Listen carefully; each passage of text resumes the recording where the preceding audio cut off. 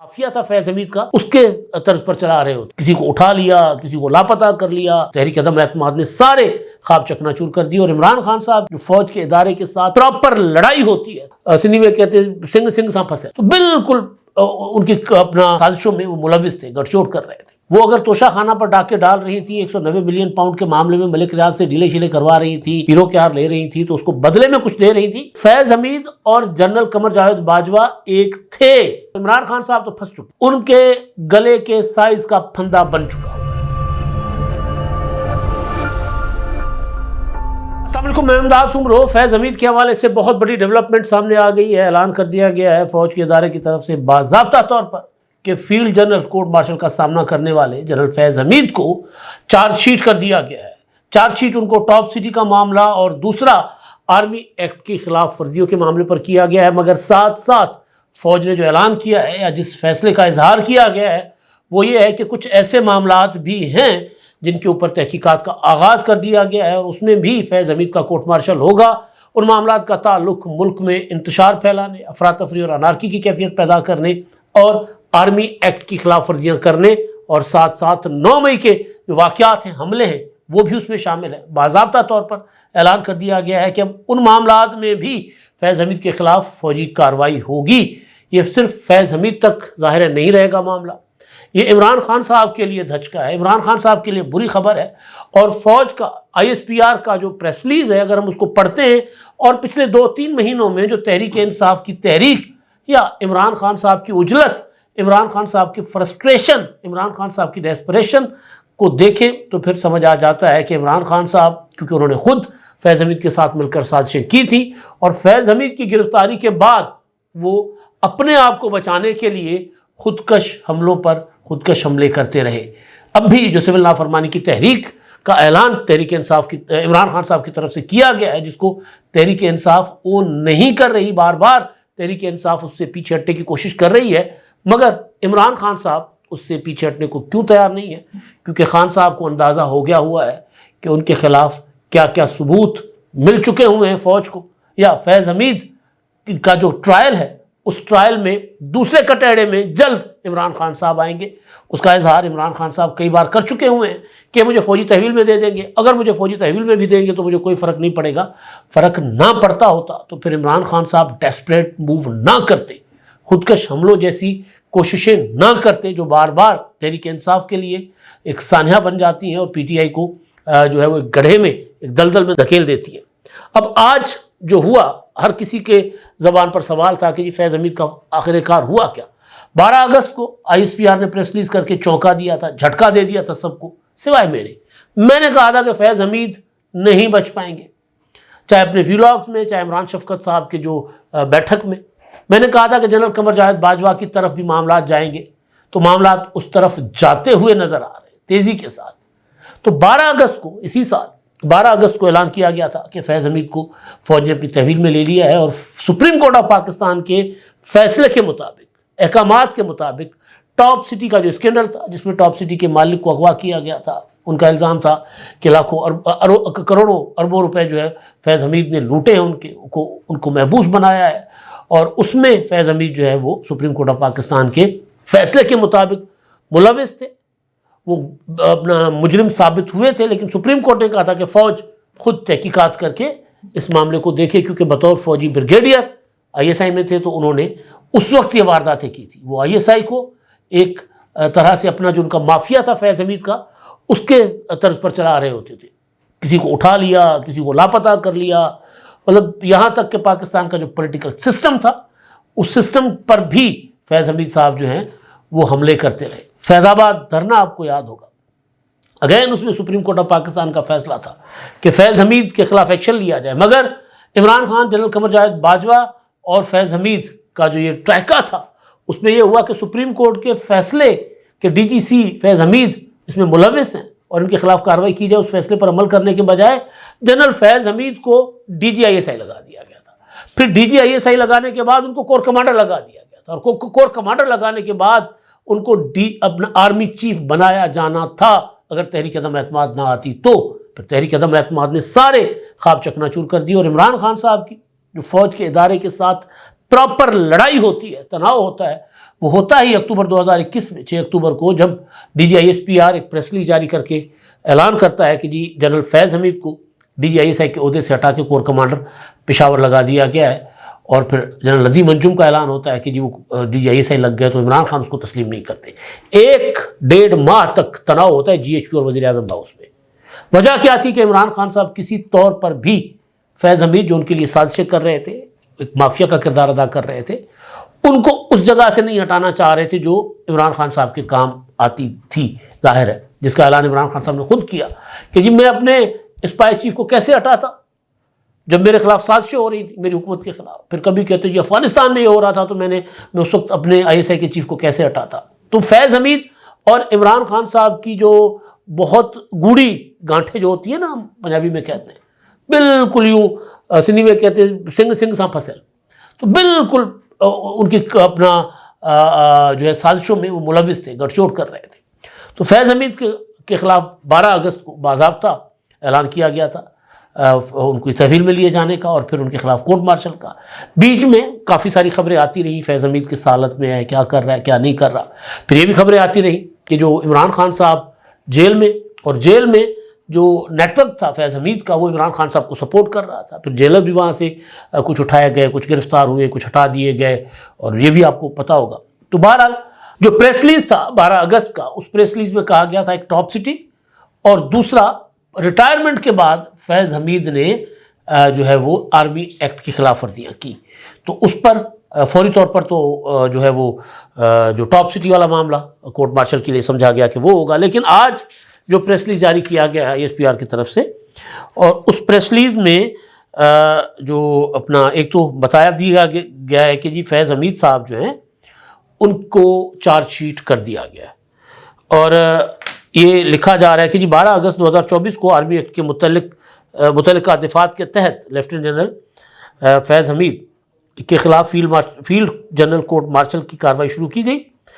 Field general court marshal K اگلے مرحلے میں لیفٹیننٹ جنرل فیض حمید کو باضابطہ طور پر چارج شیٹ کر دیا گیا، یعنی اگلا مرحلہ آ گیا، اب سزا کا اعلان ہونا باقی ہے، اور کچھ لوگ کہتے ہیں کہ معاملات اور آگے جا چکے ہوئے ہیں،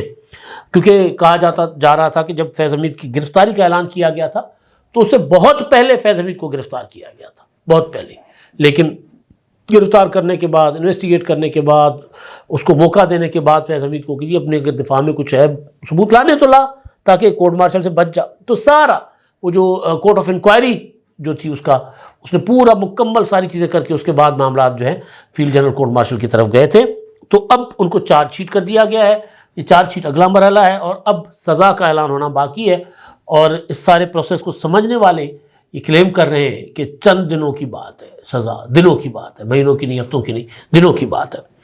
تو field general court marshal K اگلے مرحلے میں لیفٹیننٹ جنرل فیض حمید کو ریٹائر لکھا جا رہا ہے، میں نہیں پڑھ رہا، کو باضابطہ طور پر چارج شیٹ کر دیا گیا ہے۔ ان چارجز میں سیاسی سرگرمیوں میں ملوث ہونا، آفیشل سیکرٹ ایکٹ کی خلاف ورزی کرتے ہوئے ریاست کے تحفظ اور مفاد کو نقصان پہنچانا، اختیارات اور سرکاری وسائل کا غلط استعمال اور افراد کو ناجائز نقصان پہنچانا شامل ہیں۔ اب یہ یہاں پر جو ہے نا کہ اختیارات کو اپنا اور سرکاری وسائل کا غلط استعمال، یعنی فیض حمید ریٹائر ہونے کے بعد سازش تو کر سکتے، اختیارات استعمال نہیں کر سکتے۔ تو پہلے جو 12 اگست کو اعلان کیا گیا تھا کہ جنرل فیض حمید کو ریٹائرمنٹ کے بعد بھی ملوث پایا گیا آرمی ایکٹ کی خلاف ورزیوں میں، لیکن اب کیا کہا جا رہا ہے کہ اختیارات اور سرکاری وسائل کا غلط استعمال۔ تو ایک ریٹائرڈ افسر اگر سرکاری وسائل کا استعمال کرے گا تو اس کے لیے اختیارات کسی اور کے استعمال ہو رہے ہوں گے، یعنی اگر بشرا بی بی صاحبہ جو ہیں بطور خاتون اول، وہ اگر توشہ خانہ پر ڈاکے ڈال رہی تھیں، 190 ملین پاؤنڈ کے معاملے میں ملک ریاض سے ڈیلے شیلے کروا رہی تھی، ہیرو کے ہار لے رہی تھی، تو اس کو بدلے میں کچھ دے رہی تھی، تو عمران خان کا اختیار تھا بطور پرائم منسٹر جو بشرا بی بی جس کو مس یوز کر رہی تھی، تو براہ راست وہ الزام عمران خان پر آتا ہے۔ فیض حمید صاحب بالکل اسی طرح ریٹائرمنٹ کے بعد ان کے پاس کوئی اختیار نہیں تھا۔ ریٹائرمنٹ کے بعد اختیارات پر بیٹھے ہوئے لوگوں سے تعلقات تو ہو سکتے ہیں، جو انہوں نے کیا 9 مئی کو جو فیض حمید نیٹ ورک تھا، کیونکہ فیض حمید سے استعفیٰ لیا گیا تھا 29 نومبر 2022 کو، اور پھر کچھ ماہ کے بعد 9 مئی ہو جاتا ہے، کوئی 7 ماہ کے بعد۔ تو 9 مئی میں فیض حمید ملوث تھے، لیکن اس وقت فیض حمید کے پاس کوئی اختیار نہیں تھا، یہاں بات کی جا رہی ہے اختیارات اور سرکاری وسائل کا استعمال. اس کا مطلب ہے کہ فیض حمید کے خلاف جو انتشار پھیلانے کا الزام ہے وہ بطور کو اپنا D G I S I یا بطور کور کمانڈر پشاور یا بطور کور کمانڈر بہاولپور ان کے اوپر یہ الزامات تھے. اور اگر وہ فیض حمید کے اوپر الزامات ہیں تو فیض حمید اور جنرل قمر جاوید باجوہ ایک تھے دونوں ان سارے معاملات میں. اور جو ایک نیٹ ورک بنا تھا اس نیٹ ورک میں جس نے پاکستان میں آگے چل کر میں بتاتا ہوں کیا لکھا گیا پریس ریلیز میں, جس میں پاکستان میں انتشار, افراتفری اور انارکی کا سا ماحول پیدا کیا, اس میں جنرل قمر جاوید باجوہ بھی اور ایک لمبی لائن ہے. تو فیض حمید اکیلے نہیں تھے. تو ایک جرنیلوں کی لمبی لائن اس پریس ریلیز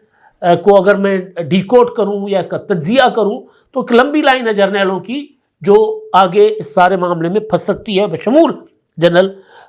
قمر جاوید باجوہ. اور عمران خان صاحب تو پھنس چکے ہوئے, ان کے گلے کے سائز کا پھندا بن چکا ہوا ہے. ان چارجز میں جو چارج شیٹ کی گئی فیض حمید کو سیاسی سرگرمی ملوث ہونا, آفیشیل سیکریٹ ایکٹ کی خلاف ورزیاں کرتے ہوئے ریاست کے تحفظ اور مفادات کو نقصان پہنچانا, اختیارات اور سرکاری وسائل کا غلط استعمال اور افراد کو ناجائز نقصان پہنچانا شامل ہے. فیلڈ کورٹ مارشل کے عمل کے دوران ملک میں انتشار اور بدامنی سے متعلق پرتشدد واقعات میں لیفٹیننٹ جنرل فیض حمید کے ملوث ہونے سے متعلق علیحدہ تفتیش بھی کی جا رہی ہے. ان پرتشدد اور بدامنی کے متعدد واقعات میں 9 مئی سے جڑے واقعات بھی شامل ہیں. یہ خطرناک اور سنگین معاملہ ہے. یہ فوج کے اندر میوٹنی, بغاوت کروانے کا الزام ہے. اور یہ بات بار بار اس وقت کے وزیر داخلہ رانا ثناء اللہ, وزیر اعظم شہباز شریف صاحب جب پی ڈی ایم کی حکومت تھی تب, اور جب اب یہ حکومت ہے تب بھی یہ کہہ چکے ہیں.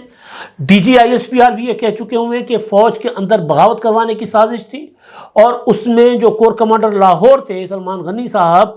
ان کو بھی ہٹایا گیا اور اعلان کیا گیا تھا کہ جی اتنے میجر جنرل اور اتنے بریگیڈیئر اور اتنے ہم نے افسران جو ہے باضابطہ پریس کانفرنس کر کے کہا گیا تھا کہ ہم نے, فوج نے اپنے اندر جو ملوث لوگ تھے 9 مئی کے ان کو سزائیں دے دی ہیں. اور سویلین سائڈ سے بار بار سپریم کورٹ سے, بار بار عدالتوں سے, سویلین عدالتوں سے گلا کیا گیا کہ 9 مئی کے لوگ مجرموں کو ابھی تک سزا نہیں دی جا رہی, جس کی وجہ سے ان کے حوصلے بڑھ رہے ہیں. اب یہ 9 مئی کے جو معاملات ہیں, ظاہر ہے یہ اس میں کوئی ڈھکی چھپی بات نہیں تھی. منصوبہ یہ تھا, پلاننگ یہ تھی کہ عمران خان کی گرفتاری اگر ہوگی تو باہر سے جتھے تیار ہوں گے, وہ جتھے فوجی تنصیبات پر حملے کریں گے, کور کمانڈر ہاؤسز پر حملے کریں گے, اور فوج گولی چلائے گی. جب گولی چلائے گی, لاشیں گریں گی, تو اندر سے بغاوت ہوگی فوج کی کہ جی ہم اپنے معصوم لوگوں کو ہم کیوں مار رہے ہیں, اندر سے بغاوت ہوگی. لیکن کیونکہ منصوبہ پہلے سے علم تھا, اس لیے ریسٹرین شو کیا گیا اور کہا گیا کہ جی کسی قسم کی گولی نہیں چلانی, یہ سازش کرنے آ رہے ہیں, جو کرتے ہیں کرنے دیں ان کو. اور پھر اس پر کہا گیا کہ جی گولی کیوں نہیں چلائی تھی. اب جو ڈی چوک پر ایک ٹویٹر پر ٹرینڈ چل رہا ہے نا, اوور آل سوشل میڈیا پر, کہ گولی کیوں چلائی, اس وقت کہا جاتا تھا کہ گولی کیوں نہیں چلائی. اگر ہمارے لوگ تھے حملہ کرنے آ رہے تھے تو اگر وہ کور کمانڈر ہاؤس پر کو جلا رہے تھے تو آپ گولی چلاتے, آپ کے پاس اسلحہ تھا. تو اس وقت پالیسی تھی کہ گولی نہیں چلانی, کیونکہ گولی چلائی جاتی تو فوج کے اندر سے جو منصوبہ تھا فیض حمید کا وہ یہ تھا کہ اندر سے بغاوت ہوگی آرمی چیف کے خلاف, آرمی چیف کا تختہ الٹنے کی بغاوت تھی. تو وہ, لیکن وہ ناکام ہو گئی. ناکام ہو گئی تو پھر جب عمران خان صاحب کو پتہ چلا, ان کا خیال تھا 10 مئی کو بھی ان کا خیال تھا, 11 مئی کو بھی ان کا خیال تھا, اور اس کے کچھ ہفتوں تک ان کا خیال تھا کہ نہیں, جو بغاوت ہے وہ ابھی چل رہی ہے, یہ کامیاب ہو جائے گی. لیکن جب بغاوت ان کو نظر آیا کہ ناکام ہو گئی ہے اور جب اس کے خمیازہ بھگتنے کا وقت آیا تو پھر عمران خان نے کہنا شروع کر دیا کہ فالس فلیگ آپریشن تھا, سی سی ٹی وی فوٹیجز لاؤ. آج سپریم کورٹ آف پاکستان کی آئینی بینچ میں, اس پر میں الگ سے بھی لاگ کروں گا, آئینی بینچ میں جو عمران خان کی درخواست ہے کہ 9 مئی کے واقعات کی عدالتی تحقیقات کروائی جائیں, وہ درخواست سماعت کے لیے منظور ہو گئی ہے. سماعت کے لیے درخواست منظور نہیں ہوئی, سماعت کے لیے منظور ہوئی ہے. یعنی انیشیلی جو ایک اسٹیج وہ اس میں پی ٹی آئی کو کامیابی ضرور ملی ہے کہ عدالت سنے گی درخواست کہ ہاں جی جو کمیشن بن سکتا ہے نہیں بن سکتا. تو یہ وہاں سے تھوڑا سا عمران خان صاحب کے لیے ایک اچھی خبر ہے. لیکن یہاں پر یہ جو آئی ایس پی آر کا پریس ریلیز ہے وہ چیخ کر کہہ رہا ہے کہ عمران خان بھی کورٹ مارشل ہوگا, عمران خان بھی ادھر جائیں گے, کیونکہ 9 مئی کے واقعات میں کہا جا رہا ہے کہ ان پرتشدد اور بدامنی کے متعدد واقعات میں 9 مئی سے جڑے واقعات بھی شامل تفتیش ہیں، یعنی فیض حمید کے خلاف 9 مئی کے واقعات کی تفتیش ہو رہی ہے۔ 9 مئی ایک حملہ تھا، حملہ آرگنائز کس نے کیا؟ پی ٹی آئی نے۔ حملے کے ثبوت جو ہیں، پی ٹی آئی کی میٹنگز، جے آئی ٹی کی رپورٹس مسلسل، اب وہ عدالتوں میں ثابت ہوتی نہیں ہوتی، میں صرف ایک پروسیکیوشن کا، فوج کا، سرکار کا ورژن آپ کے سامنے رکھ رہا ہوں کہ بار بار کہا گیا کہ عمران خان اس کے ماسٹر مائنڈ تھے۔ مراد سعید کا اس میں امپورٹنٹ کردار ہے۔ پی ٹی آئی کے کافی سارے لوگ جو ہیں اس میں جو ملوث تھے وہ گرفتار ہیں، جیلوں میں۔ تو یہ کہا جا رہا ہے کہ فیض حمید کے اوپر ان معاملات کی تفتیش ہو رہی ہے۔ تو جب فیض حمید کے خلاف تفتیش ہو رہی ہے تو وہ تفتیش کیا ہو رہی ہے کہ اندر سے فیض حمید نے جو نیٹ ورک بنایا ہوا تھا فوج کے اندر، اس نیٹ ورک نے کیا کردار ادا کیا، اور عمران خان فوج کے اندر بغاوت کرنے کے لیے کیا منصوبہ بنا رہے تھے۔ تو جب کوئی بندہ فوج کے اندر بغاوت کروائے تو اس کے خلاف جو ایکشن ہوتے ہیں وہ کہا یہ جا رہا ہے، قانونی ماہرین کہہ رہے ہیں کہ جی وہ پھر فوجی قوانین کے تحت ہوگے، پھر اس کا کورٹ مارشل ہوگا، فیلڈ جنرل کورٹ مارشل ہوگا، یا اس کا ملٹری ٹرائل ہوگا، وہ جو بھی ہوتا ہے۔ تو عمران خان کے لیے بھی ایک باضابطہ طور پر الارم بج چکا ہوا ہے، جو عمران خان کہتے ہیں نا کہ جی میں ادھر جاؤں، مجھے ادھر بھیجا جائے گا۔ اچھا جی، آگے چل کر کہا جاتا ہے ان متعدد پرتشدد واقعات میں مذموم سیاسی عناصر کی ایما اور ملی بھگت بھی شامل تفتیش ہے۔ یہ وہ پوائنٹ ہے جو میں آپ کو ڈسکس کر چکا ہوا ہوں کہ مذموم جو سیاسی عناصر کی سازش، مذموم سازش سیاسی عناصر کی، کون سے سیاسی عناصر تھے؟ عمران خان، تحریک انصاف۔ اور عمران خان نے، میں پہلے جو بات کر رہا تھا وہ آدھے میں رہ گئی، کہ جب عمران خان کو گرفتار کرنے کے بعد 9 مئی کو جب good to see you chief justice جو تھے اپنا امرتا بندیال، جب انہوں نے کہا کہ میرا پیارا ہے، میرا لاڈلا ہے، مرسڈیز میں لاؤ، وزیر اعظم کا پروٹوکول دے کر میرے سامنے پیش کرو نیب کی کسٹڈی سے، تو جب ان کے پاس آئے اور انہوں کو عمران خان صاحب نے گڈ ٹو سی یو کہا، اور انہوں نے کہا عدالت نے کہ جی آپ جو کچھ 9 مئی کو اچھا تو نہیں نہ ہوا تو آپ کی گرفتاری کے بعد تو آپ اس کی مذمت کریں، تو عمران خان نے کیا کہا تھا؟ عمران خان نے کہا تھا، اور یہ سارا کچھ کورٹ کے ریکارڈ پر ہے اور سارا کچھ میڈیا رپورٹ کر رہا ہے اور اب کبھی اس کی تردید نہیں ہوئی، تو کہا گیا عمران خان صاحب کی طرف سے کہ میں کیوں مذمت کروں، مجھے گرفتار کیا گیا، یہ ریئیکشن آیا ہے، اب اگر مجھے دوبارہ گرفتار کیا جائے گا اس سے زیادہ شدید ریئیکشن آئے گا۔ یہی بات جب عمران خان صاحب کو سہولت کاری کر کے سپریم کورٹ نے واپس بھیجا، اسلام آباد ہائی کورٹ گھڑی پیچھے کر کے کہ جہاں سے گرفتار کیا گیا تھا وہیں سے معاملہ شروع کیا جائے، اور جب وہاں پر عدالت سماعت کر رہی تھی تو وہاں پر بھی اسلام آباد ہائی کورٹ کے جج صاحبان نے عمران خان صاحب کو ذرا عقل پر تھوڑا مارنے کی کوشش کی کہ خان صاحب عقل ہاتھ مارو، کی کر رہے ہو، مذمت کریں۔ خان صاحب نے کہا کیوں مذمت کروں، مجھے دوبارہ گرفتار کیا جائے گا، اس سے زیادہ ریئیکشن آئے گا۔ پھر جب پتہ چلا کہ نہیں یار یہ تو بغاوت ناکام ہو گئی ہے اور بھانڈا پھوٹ چکا تھا پہلے ہی، تو پھر خان صاحب نے کہا فالس فلیگ آپریشن تھا۔ اچھا جی، ان متعدد پرتشدد واقعات میں مذموم سیاسی عناصر کی ایما اور ملی بھگت بھی شامل تھی۔ Field general court marshal K عمل کے دوران لیفٹیننٹ جنرل فیض حمید کو قانون کے مطابق تمام قانونی حقوق فراہم کیے جا رہے ہیں۔ یہ ذرائع کی خبر نہیں ہے، یہ ادھر ادھر سے خبر نہیں آئی، یہ باضابطہ آئی ایس پی آر نے، فوج کے ادارے نے، جی ایچ کیو نے پریس ریلیز جاری کیا ہے کہ فیض حمید اور عمران خان کی جو ملی بھگت تھی، جو نیٹ ورک تھا، اس کے اوپر بھی تحقیقات اور تفتیش ہو رہی ہیں۔ اب تھوڑا سا میں آتا ہوں کہ عمران خان صاحب مختصراً آپ دیکھیں ستمبر، اکتوبر، نومبر، دسمبر، یہ 4 مہینے عمران خان صاحب مسلسل اسلام آباد پر حملے کر رہے تھے، 4 مہینے، اور اگست میں فیض حمید ہوتے ہیں گرفتار۔ جب عمران خان صاحب کو اندازہ ہو جاتا ہے کہ فیض حمید کا سارا نیٹ ورک پکڑا گیا ہے، اب ان کی مشکل کشائی کرنے والا کوئی نہیں ہے، اب وہ جو کہتے تھے کہ جی جو آپ حکومت جو سوچتی ہے یا فوج جو سوچتی ہے مجھے پہلے پتہ چل جاتا ہے، تو وہ جاسوس بھی نہیں رہے تھے عمران خان صاحب کو پہلے پتہ دینے والے، تو لہٰذا عمران خان صاحب کے پاس سوائے بغاوت کے، سوائے خودکش حملے کے کوئی آپشن نہیں ہے۔ اس لیے عمران خان صاحب ریاست کو بلیک میل کرنے کے لیے اسلام آباد پر بار بار چڑھائیوں کے بعد اب سول نافرمانی کی طرف جا رہے ہیں، اور سول نافرمانی کا مطلب یہ ہے بغاوت۔ سول نافرمانی صرف اور صرف جہاں جہاں ہوئی ہے وہاں پر اگر کوئی ناجائز قابض باہر کی قابض قوتیں تھیں تو وہاں سول نافرمانی کی کالز ہوتی ہیں. یہاں پر تو آئینی بندوبست ہے، میں کئی بار کہہ چکا ہوں. جیسی تیسی جمہوریت ہے. عدالتیں عمران خان صاحب کو اور پی ٹی اے کو مکمل ریلیف فراہم کر رہی ہے، جائز ناجائز کی بحث میں جائے بغیر. تو جہاں پر ایک قانون ہو، جہاں پر ایک آئین ہو، اور وہاں پر اگر آپ کہیں کہ آپ سول نافرمانی کرتے ہیں، یعنی آپ آئین کو نہیں مان رہے، اور آئین کو نہ ماننا بغاوت ہوتی ہے. آرٹیکل 6 لگ سکتا ہے اس پر، لیکن آرٹیکل 6 سے کہیں آگے معاملہ جا چکا ہوا ہے. عمران خان صاحب کا کورٹ مارشل ہوگا، اس پریس ریلیز میں خاموش اعلان ہے. آگے دیکھیں ہوتا ہے کیا. اب تک کے لیے اتنا ہی. اللہ حافظ.